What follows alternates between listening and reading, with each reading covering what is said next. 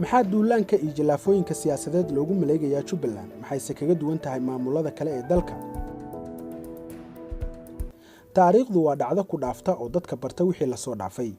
maamulka Jubbaland waxa uu soo maray heerar kala gedisan oo dhinacyada siyaasadda iyo amniga, waxaana marxaladahaasi looga soo gudbay sabir, dadaal iyo bisayl siyaasadeed oo ay la yimaadeen madaxda maamulkaasi iyagoo kaashanaya dowladda federaalka ee xilliga jirtay.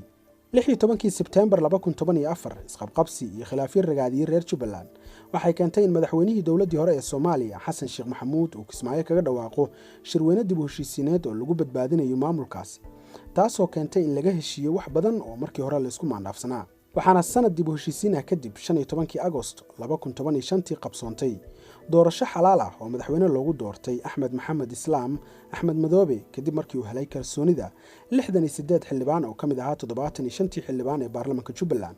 isla maalintaas ayaana loo dhaariyay xilkaasi. xilliga wixii ka dambeeyay Jubbaland waxa ay gashay jawi degan, horumar iyo xal siyaasadeed. xiriirkii dowladda madaxweyne Xasan Sheekh Maxamuud iyo maamulkaana wuxuu ahaa mid heer sare ah.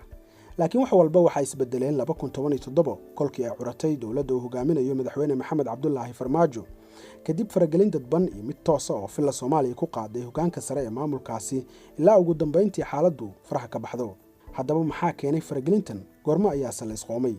dabayaaqada sanadkii hore dowladda federaalka waxa ay guluf siyaasadeed ku qaaday inta badan maamulada dalka ka jira, taasoo keentay in madaxda maamul goboleedyadu yeeshaan gole ay ku midaysan yihiin si looga hortago burbur siyaasadeed iyo mid amni oo ku yimaada guud ahaan dalka, halisna uusan u gelin hanaankii federaalka ee ummaddu ku heshiisay. hogaamiyaha maamulka Jubbaland waxaa la sheegaa inuu ahaa shakhsigii Kismaayo isugu geeyay madaxda maamulada, waxaana sida cad arrintaasi ay xanuunjisay madaxweyne Farmaajo iyo kooxdiisa, iyagoo markaa go'aan ku gaaray sida muuqata in jalaafooyin siyaasadeed loo maleego Axmed iyo maamulkiisa. 21 Abriil sanadkan madaxweyne Farmaajo wuxuu Muqdisho ugu yeeray Faarax Macalin iyo siyaasiyiin kale oo ku hayba Axmed Madoobe, isagoo markaas yoolkiisu yahay carqaladeynta iyo maleegidda dabinno ka dhan ah madaxweynaha maamulka Jubbaland. inkastoo kooxdaasi ay ku fashilmeen isku daygoodii, haddana weli waxaa sii socda duulaanka lagu dumanayay Jubbaland. sanadkan gudihiisa dowladda dhexe waxa ay 2 jeer ku xadgudubtay heshiiskii amniga qaranka ay ku gaareen maamul goboleedyada iyo dowladda dhexe xamar 2017 kaasoo dhigayay in taliyaasha ciidanka xoogga ee ka howlgalaya maamul goboleedyada lagala tashto magacaabistooda madaxda dowlad goboleedyada. waxaana qodobka 16aad ee heshiiskaasi uu qeexayay ama u dhignaa sidan: 13 Juulaay 2018 Cali Maxamed Bagmadow ayaa dowladda federaalka u magacaawday taliyaha ciidanka xoogga qaybta 43aad ee Jubbaland, laakiin magaalada Kismaayo markii uu gaaray ayaa la soo celiyay sargaalkaasi sababtoo ah magacaabistiisu kuma imaan wada tashi iyo isla guddoon. sidoo kale waxay hareer marsanayd heshiiskii amniga qaranka. haddaba dad badan ayaa u arka qorshahan magacaabista taliyahan aan lagala tashan maamulka inay tahay arrin lagu xalaaleysanayo duulaan hubaysan oo lagu qaado Jubbaland, waxaana caddayn u ah: 1. baar dheer waxaa ka socda abaabul ciidan iyo diyaargarow aysan war u hayn madaxda Jubbaland, waana tuhun weyn oo aan la qari karin. 2.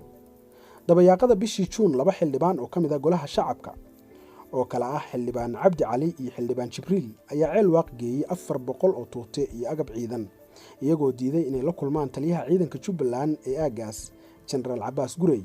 waxaana xoogaha la helayo ay tilmaamayaan in ciidankaasi aysan u diiwaan gashanayn wasaaradda gaashaandhigga dowladda federaalka.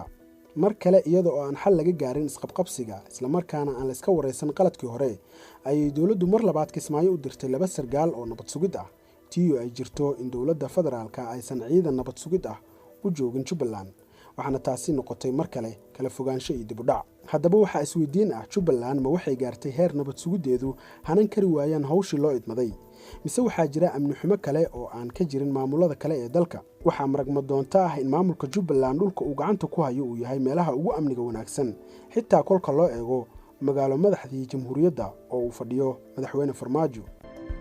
dhacdooyinkaasi oo dhan miyaan la oran karin baroorta orgiga ka weyn ama odayga habarta la saar? xigmad Soomaaliyeed ayaa oranaysa 3 ayuu raggu isdheer yahay: garashada waxa soo socda, wax ka qabashada waxa taagan, iyo ka samridda wixii tagay.